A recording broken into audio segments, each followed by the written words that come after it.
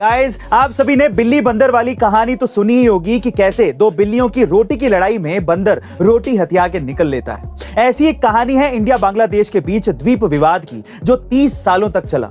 1974 में इंडिया ने जब इसकी खोज की तो इसे न्यू मुरे आइलैंड का नाम दिया गया, लेकिन 1978 में बांग्लादेश ने इस पर अपना हक जमाते हुए इसे साउथ ताली पट्टी का नाम दिया। गाइस, अब बात करते हैं बंदर की।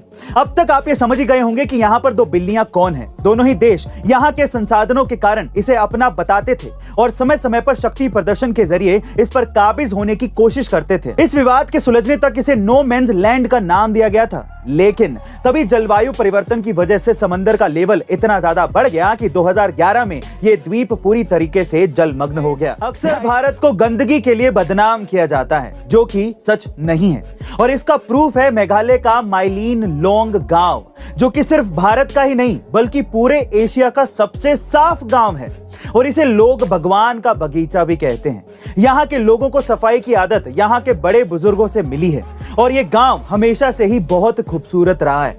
इस गांव में सफाई का इंचार्ज भी होता है, जो कि गांव का ही कोई व्यक्ति होता है, और हर सुबह पूरा गांव मिलकर सफाई करता है। ये गांव इतना ज्यादा साफ और खूबसूरत है कि विदेशी टूरिस्ट भी इस गांव में घूमने और रहने आते हैं, और यहाँ के लोग इतने जागरूक हैं कि जो लोग गंदगी फैलाते हैं उनसे सफाई के लिए पैसा ले लेते हैं।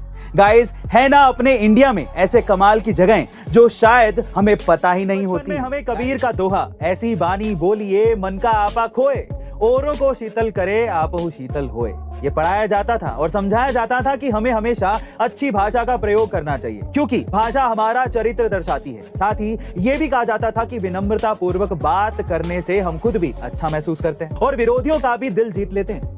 लेकिन हम सबने ये देखा है कि संसद में माननीय सांसदों द्वारा संसद की गरिमा को ताक पर रखकर आपत्तिजनक शब्दों का प्रयोग किया जाता है। इसलिए अच्छी भाषा के लिए जरूरी है अच्छे शब्दों का होना। इस कड़ी में बीते दिन भारतीय संसद द्वारा मानसून सत्र शुरू होने से पहले ही संसद की गरिमा को बनाए रखने का हवाला देते हुए हिंदी भाषा के 180 शब्द और अंग्रेजी भाषा के 150 शब्द, कुल मिलाकर 330 शब्दों को असंसदीय घोषित कर दिया गया है और उसे बैन कर दिया गया है। इस फैसले पर लोगों की मिलीजुली प्रतिक्रिया है। आपका इसके बारे में क्या ख्याल है, कमेंट सेक्शन में जरूर लिखिएगा। गरीबी की वजह से हमने बहुत से बच्चों को देखा है कि वो पढ़ नहीं पाते क्योंकि उनके घरों में लाइट तक नहीं होती, और इस प्रॉब्लम का सॉल्यूशन दिया है फिलीपींस के मनीला में रहने वाले इंजीनियर इलाक दियाज ने। दरअसल जब वो अपने स्कूल शुरू कर रहे थे तब उन्होंने देखा कि उनके ज्यादातर स्टूडेंट्स गरीबी में रहते हैं और उनके घर में रोशनी तक नहीं है, जिससे वो पढ़ नहीं पाते।